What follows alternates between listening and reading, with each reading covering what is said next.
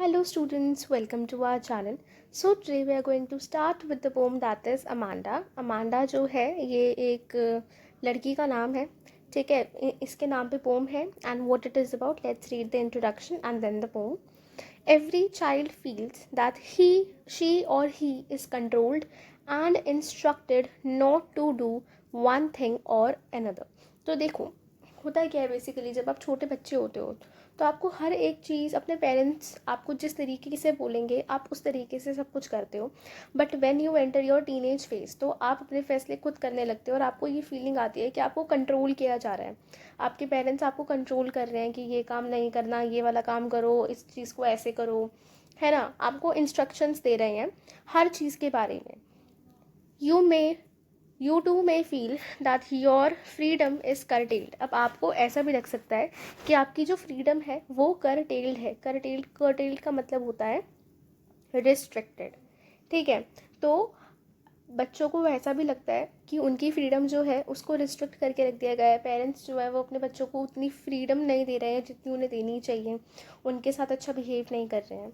Right down some of these things you want to do but your parents elders do not allow you to. तो आपकी भी कुछ ऐसी चीज़ें होंगी जो आप करना चाहते हो बट आपके पेरेंट्स, आपके एल्डर्स, आपके बड़े आपको करने नहीं देते हैं. To read the poem aloud, form pairs and each reading alternate stanzas. You are in for a surprise. तो आप इसको पढ़ो, ठीक है, alternate stanzas को and you will get a surprise. अब surprise क्या है, हर एक में stanza में आपको कुछ ना कुछ देखने को मिलेगा. देखो, don't bite your nails Amanda, don't hunch your shoulders Amanda, stop that slouching and sit up straight Amanda.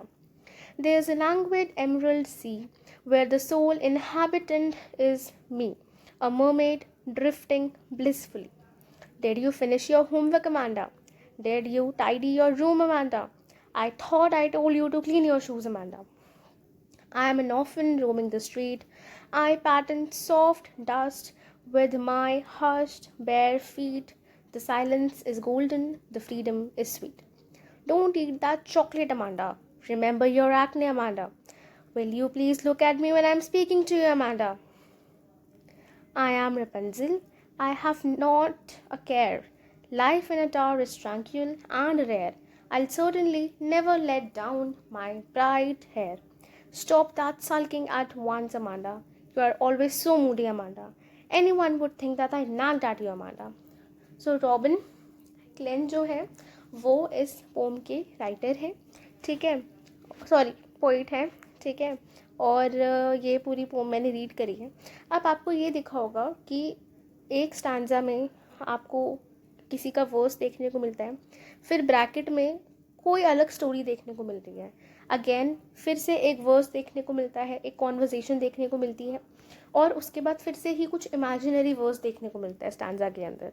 Right, so what it is all about.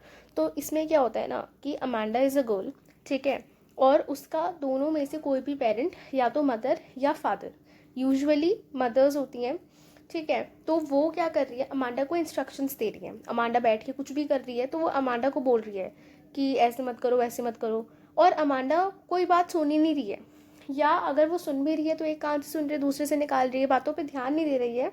And she is imagining her self in different scenarios. देखो बेटा, जब आप teenage years में होते हो so you imagine various things कि भाई मैं बड़े होके ये बनूंगी, मेरी लाइफ में ऐसा होगा वैसा होगा. सो सर्टन जो इमेजिनेशन स्किल्स होते हैं आपके वो बढ़ जाते हैं. तो यही चीज़ अमांडा के साथ भी है कि उसकी मदर उसे कुछ इंस्ट्रक्शंस दे रही है and she doesn't like all the stuff. उसे लगता है कि उस पर ऊपर रिस्ट्रिक्शन लगाए जा रहे हैं, उसकी फ्रीडम जो है उसको रिस्ट्रिक्ट किया जा रहा है. इसलिए वो क्या करती है, इन सारी बातों को नज़रअंदाज करती है और अपनी डे ड्रीमिंग में लगी रहती है. अब हम पूरी पोम समझ लेते हैं, पढ़ लेते हैं. Don't bite your nails Amanda. तो अमांडा का कोई भी पेरेंट, चाहे तो वो मदर हो चाहे फादर हो, वो कह रहे हैं कि अपने नाखून मत बाइट करो. Don't hunch your shoulders Amanda. अपने कंधे झुका के मत बैठो. हंच का मतलब होता है बेंड, ठीक है. Stop that slouching and sit up straight Amanda. Slouching का मतलब होता है to sit in a lazy manner. To sit in a lazy manner. तो उसकी मदर बोल रही है कि लेजी तरीके से मत बैठो और सीधे होके बैठ जाओ, ठीक है. और इतने में जब उसकी मदर ये सब कुछ बोल रही है अमांडा को, अमांडा कुछ नहीं सुन रही. वो अपने इमेजिनेशन की दुनिया में है। और वो क्या इमेजिन कर रही है? देयर इज़ अ लैंग्वेड एमरल्ड सी। लैंग्वेड का मतलब होता है रिलैक्स्ड, ठीक है, कि एक रिलैक्स्ड एमरल्ड सी है। एमरल्ड सी, तो देखो सी तो सी हो गई, एमरल्ड एक तरह से एक मेटाफर है जो सी को डिस्क्राइब कर रहा है कि सी का बॉटम थोड़ा एमरल्ड जैसे कलर का होगा और मैं वहाँ पर हूँ। Where sole inhabitant is me. Inhabitant का मतलब ये होता है कि कोई किसी जगह पर रह रहा हो। तो अमांडा बोल रही है कि मैं एक रिलैक्स्ड एमरल्ड सी के अंदर हूँ और उसके सोल इनहैबिटेंट मैं खुद हूँ। सोल इनहैबिटेंट मतलब उस पूरी की पूरी सी में कोई नहीं रहता, सिर्फ मैं रहती हूँ। अ मरमेड ड्रिफ्टिंग ब्लिसफुली। तो ये कहती है कि एक मरमेड की तरह मैं आराम से ड्रिफ्ट कर रही हूँ, आराम से जो है पूरी सी के अंदर तैर मतलब ड्रिफ्ट कर रही हूँ, तैर स्विम भी नहीं कर रही पर ड्रिफ्ट कर रही हूँ, पानी जहाँ बह रहा है वहाँ वहाँ पे मैं जा रही हूँ, ठीक है। तो ये हो गई अमांडा की इमेजिनेशन जब उसकी मदर ने उसे ये सारे इंस्ट्रक्शंस दिए थे, ठीक है। Did you finish your homework Amanda? Did you tidy your room Amanda? तो वो कह रही है कि तुमने अपना होमवर्क किया, अपना रूम क्लीन किया। टाइडी का मतलब अपना रूम क्लीन किया, उसको ठीक से रखा नहीं रखा। I thought I told you to clean your shoes. तो वो कहती है कि मुझे लगता है मैंने तुम्हें कहा था कि तुम अपने शूज़ क्लीन करने हैं अमांडा, तुमने किए। एंड इतने में अमांडा क्या इमेजिन कर रही है, जब उसकी मदर उसे ये इंस्ट्रक्शंस दे रही हैं, उससे ये क्वेश्चंस पुटअप कर रही हैं, तो अमांडा इमेजिन क्या कर रही है? आई am N orphan roaming the street. तो वो कह रही है कि मैं एक ऑर्फन हूँ। ऑर्फन कौन होते हैं? वो लोग जिनके पेरेंट्स नहीं होते, जिनके पेरेंट्स की डेथ हो जाती है या वो अपने बच्चों को छोड़ देते हैं, ठीक है, सड़कों पे घूमने के लिए। तो वो कहती है कि मैं एक ऑर्फन हूँ जिसका ना कोई माँ है, ना बाप है, ना कोई एल्डर है जो उसकी केयर कर सके, और वो खुद को ऐसा इमेजिन कर रही है। रोमिंग द स्ट्रीट, कि मैं सड़क पे आराम से घूम रही हूँ। I pattern soft dust with my hushed bare feet. तो वो कहती है कि मैं जो हूँ, हर्स्ट का मतलब होता है साइलेंट। हर्स्ट का मतलब क्या होता है? साइलेंट। बेयर का मतलब क्या होता है? जैसे बेयर का मतलब होता है uncovered.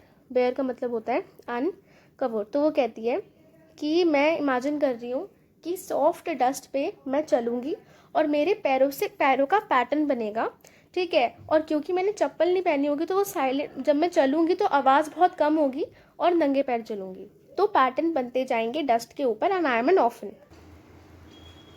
The silence is gold, the freedom is sweet. तो फिर अमांडा जो है कहती है कि उसको ये जो साइलेंस मिली है ये उसके लिए एक तरह से गोल्डन है, एक गोल्ड की तरह है, और जो फ्रीडम मिली है वो बहुत स्वीट है। Don't eat that chocolate Amanda, remember your acne Amanda, will you please look at me when I am speaking to you Amanda.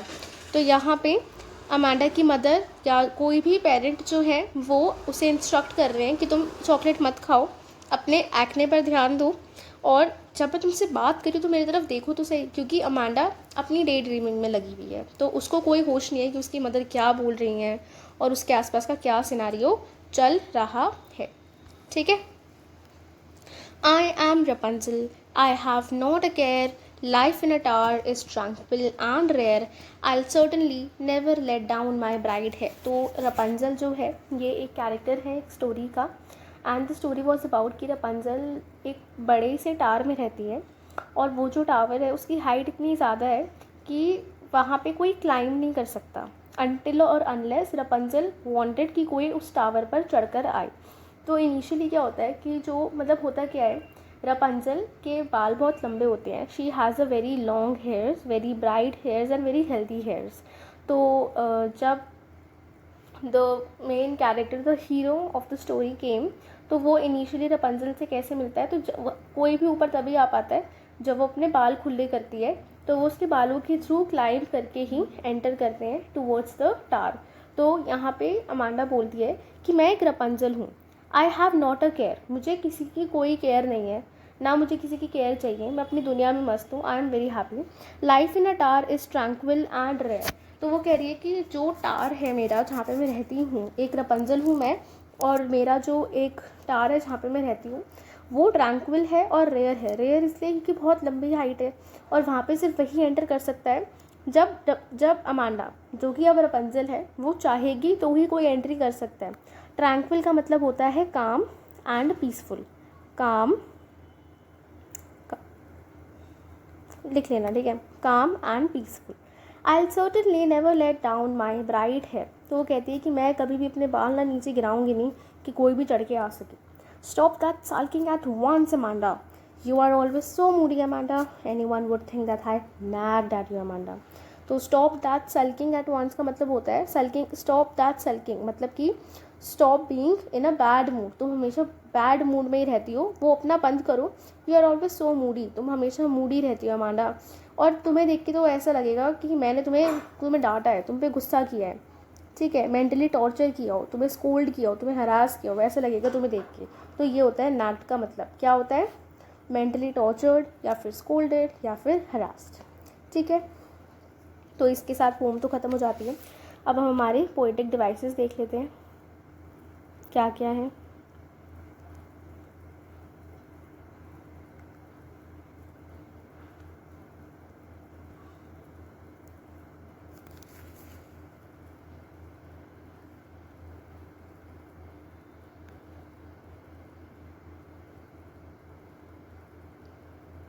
Alliteration जो है, ठीक है, तो एलिट्रेशन तो आपको पता ही है, जो हमारी सेम साउंड होती है वो रिपीट होती है, राइट. राइम स्कीम देख लो. राइम स्कीम अगर आप देखोगे तो पोम बहुत बड़ी है और एक तरह से पोम में राइम स्कीम नहीं है, एक तरह से ये फ्री वर्स है. क्योंकि राइम स्कीम हम तब बोलते हैं जब पोम में कुछ वर्ड्स कॉमन हो और वो रिपीट हो. बट सिंस द पोम में रेपिटेशन है बट राइम्स की आवाज़ बनती नहीं है, तो ये फ्री वर्स है पोम का. ठीक है, मैसेज ये है, parents need to adopt some positive. मतलब पेरेंट्स को थोड़ा पॉजिटिव होना चाहिए और थोड़ी सी फ्रीडम अपने चिल्ड्रन को देनी चाहिए. ओके, ताकि चिल्ड्रन इतना ज़्यादा रिस्ट्रिक्टेड फील ना करें और अपने मन की बात अपने पेरेंट्स को बताए. लाइक इसमें अमांडा इज़ इमेजिनिंग, मतलब आप कोई भी सिनारियो देखो, तीनों के तीनों सिनारियो में शी इज़ जस्ट विलिंग कि वो काश अकेली होती, उसके पेरेंट्स ना होते. And even she imagine herself to be an orphan, कि उसके पेरेंट्स होते ही नहीं, तो उस केस में वो आराम से घूम पाती. उसे इतना ज़्यादा बुरा लगता है जब उसके पेरेंट्स उसको रिस्ट्रिक्ट करते हैं, ठीक है, जब उसे कंट्रोल करते हैं, उसको इंस्ट्रक्शंस देते हैं. तो अगर उसके पेरेंट्स थोड़ा सा पॉजिटिव एटीट्यूड लेकर आएँ टूवर्ड्स अमांडा, उसको हमेशा नैग ना करें, हमेशा उसे ना डांटें, तो हो सकता है that Amanda will stop thinking such kind of things. Okay, अब देखो यहाँ पे अमांडा, ठीक है, इन दोनों में क्या, ये रेपिटेशन हो रहा है, ठीक है, रेपिटेशन. फिर यहाँ डोंट, ये भी रेपिटेशन है, ठीक है. उसके बाद there is a language emerald sea. तो ये सब जो है ये रियलिटी में नहीं है, राइट. और अमांडा ये सब कुछ सोच रही है. तो ये आपका पूरा जो भी ब्रैकेट में है ये हो गई आपकी इमेजरी, ठीक है. पोएटिक डिवाइसेस में ये आपकी इमेजरी हो गई क्योंकि ये इमेजिनेशन है अमांडा की. Similarly I am N orphan roaming in street, ठीक है, ये भी हो गई इमेजरी.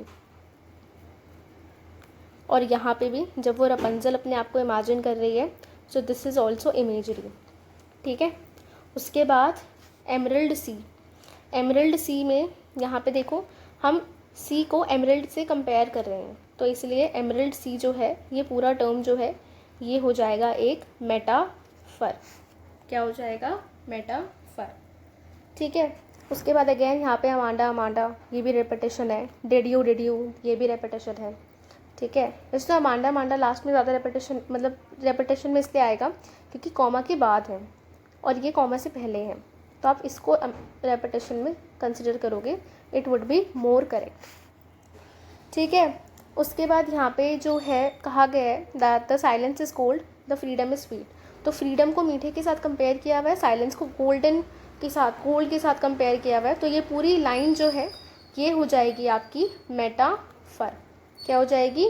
मेटाफर, ठीक है. फिर अगेन अमांडा, ये आपका रेपिटेशन है, ठीक है. देन अगर हम नेक्स्ट पे आए तो रपंजल. अब वो रपंजल एक कैरेक्टर है और अमांडा इमेजिन कर रही है कि ये कैरेक्टर जो है कि मैं हूँ. तो इसको हम देखो ये जो पूरा पैराग्राफ है ये पूरा पैराग्राफ आपका इमेजरी है, बट रपंजल का कैरेक्टर में अमांडा अपने आप को इमेजिन करी. जैसे अमांडा अपने आप को ऑर्फन इमेजिन कर रही है, बट ऑर्फन में कोई स्पेसिफिक नाम का बच्चा थोड़ी है जिसको वो इमेजिन कर रही है. तो रपंजल तो एक फेरी कैरेक्टर है जिसमें वो खुद को देखना चाहती है, खुद को ढूंढ रही है, इसलिए ये आपको हो जाएगा एल्यूजन, ठीक है, एल्यूजन. उसके बाद स्टॉप दैट सल्किंग, तो SS. So this is your alliteration. Alliteration. Then again Amanda, Amanda, Amanda, repetition, repetition. ठीक है. फिर ये टार, ट्रैंक्विल, ये भी हो गया आपका alliteration. alliteration. ठीक है. तो ये हो गए आपके सारे पोएटिक डिवाइसेस. एक नया पोएटिक डिवाइस मैंने आपको बताया है, poetic device, that is allusion. ठीक है. और इसमें और कुछ तो है नहीं कि पर्सोनिफिकेशन वगैरह हो, नथिंग इज देयर. ओके. देखो यहाँ पे आपको वर्ड मीनिंग्स में भी बताया, वर्ड मीनिंग में इन सारे वर्ड्स का आपको मीनिंग में बताया हुआ है. ठीक है. Now thinking about the poem, how old do you think Amanda is, how do you know this? तो Amanda might be 12 years of age और इन हर टीन एज. अगर आप लिख दो तो कि वो 12 से 13 साल की होगी and she is a teenager. And how do we know this is because she wants freedom. She has a thought that her parents are controlling her, right? And she imagine various scenarios where she is imagining herself that she is alone. So all these scenarios and imagination things, whatever she is doing is, so these things happens in teenager of a child. So that's why Amanda is a teenager. तो आप ऐसे frame करके इन words को justify कर सकते हैं. How do you think she who do you think is speaking to her? So one of the parent of Amanda is speaking to her and most probably her mother. ठीक है, क्योंकि mother's ही हैं जो थोड़ा ज़्यादा बच्चों पे ध्यान देती हैं इन सारी चीज़ों में. Why are stanza 2, 4, 6 given in parenthesis? parenthesis मतलब जो ब्रैकेट्स में दी हुई है stanzas, उनको parenthesis बोला हुआ है. That is because वो अमांडा की मदर जो है जब वो उसे बोल रही है तो उसके पैरेलल में what she is imagining is वो सारे सिनारियोज़ है, इसीलिए पैरेलल में वो इमेजिन कर रही है when her mother is speaking to her, इसीलिए वो अलग से पैरेंथियासिस में मेंशन है. Who is the speaker in stanza 2, 4, 6? Do you think the speaker is listening? Do you think this speaker is listening to the speaker in stanza 1, 3, 5, 7? No. जो पहली बात तो जो स्टैंजा 2, 4, 6 में स्पीकर है दैट इज़ अमांडा, और Amanda जो है वो सुन नहीं रही है बिल्कुल भी जो स्पीकर है स्टैंजा 1, 3, 5, 7 में, मतलब उसका जो भी कोई भी पेरेंट है उसकी बात वो नहीं सुन रही है. What could Amanda do if she were a mermaid? So she would be solely inhabitant of the sea and she would drift blissfully in the sea. Okay. Is Amanda an orphan? Why does she say so? So she is not an orphan, but she imagines herself to be an orphan because she wanted to live a life of freedom. Okay, peace, where no one is there to restrict her freedom, where no one is there to instruct her, to control her. That's why she wanted to be an orphan, but it's just an imagination. She is not an orphan in real life. Do you know the story of Rapunzel? Why does she wanted to be Rapunzel? Yes, I know the story of Rapunzel. मैंने आपको बता भी दी, नहीं पता तो आप पढ़ लेना कहीं से, वैसे जितना पता होना चाहिए मैंने बता दिया आपको. ठीक है. And why she wanted to be Rapunzel? Because she wanted to live alone. That was the sole purpose to be Rapunzel, and wanted to live a peaceful life alone. She does not want to interact with people. She does not want to interact with her parents, and she wanted to just live alone. That's why. What does the girl yearn for? What does this poem tell you about Amanda? तो ये girl जो है what does she need? तो उसे अपने parents के साथ interaction की ज़रूरत है.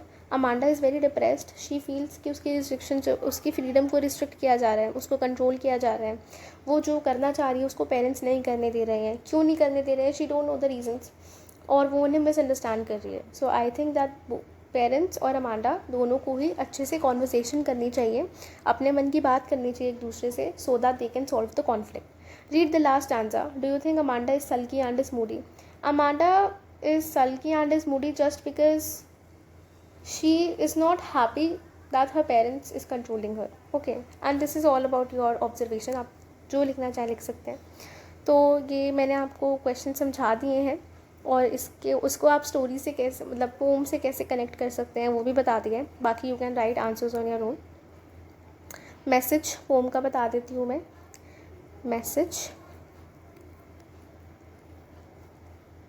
parents need to adopt a positive attitude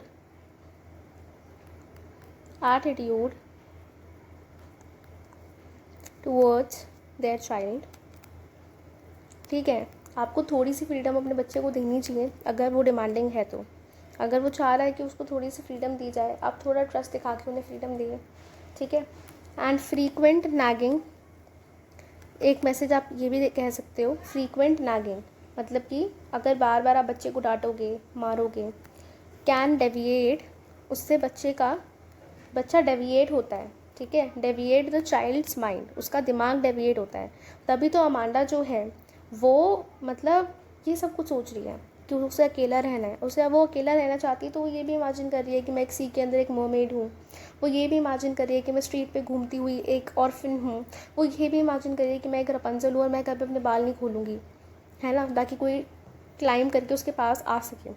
तो इसीलिए कहते हैं कि ज़्यादा फ्रीक्वेंट नैगिंग, ज़्यादा अपने बच्चे को नहीं डांटना चाहिए, क्योंकि उससे बच्चे का माइंड डेविएट होता है और वो ये सब सिनारियो सोचता है जो अल्टीमेटली उसकी खुद की मेंटल हेल्थ के लिए बिल्कुल अच्छे नहीं है. प्लस इससे पेरेंट्स और बच्चे दोनों के बीच का जो रिलेशनशिप है वो ख़राब होता है. और अगर कुछ भी ऐसा है तो पेरेंट्स को भी इनिशिएटिव लेना चाहिए और बच्चे दोनों को इनिशिएटिव लेना चाहिए कि वो एक दूसरे से बात करके अपनी मिसअंडरस्टैंडिंग्स को रिजॉल्व करें. पेरेंट्स क्यों रिस्ट्रिक्शंस लगा रहे हैं, किन बातों पे रिस्ट्रिक्शंस लगा रहे हैं, उनसे क्लैरिफाई करें कि वो ऐसा क्यों कर रहे हैं. ठीक है, अपना पॉइंट ऑफ व्यू उन्हें समझाने की कोशिश करें. सो ये थोड़ा सा मैं अपना पर्सपेक्टिव भी बता रही हूँ. ठीक है, आप इसे क्वेश्चन आंसर्स में भी डाल सकते हो अगर वैल्यू बेस्ड क्वेश्चन से रिलेटेड आ जाता है ना. जैसे 5 मार्कर्स में यूजुअली आजकल CBSE वैल्यू बेस्ड ही देती हैं कि आपको एक कोटेशन देती है और आपको उसको किसी भी पोम से या किसी भी स्टोरी से रिलेट करना होता है और अपना पर्सपेक्टिव भी उसमें डालना होता है. तो इसलिए मैंने आपको ये सब बता दिया. ठीक है. And what was the theme of the pome?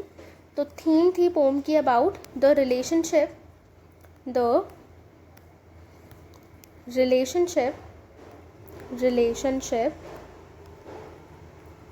between the child and parents. ठीक है. With this we have completed the poem, that is Amanda. If you have any doubts you can ask me in the comment section. Thank you so much and bye.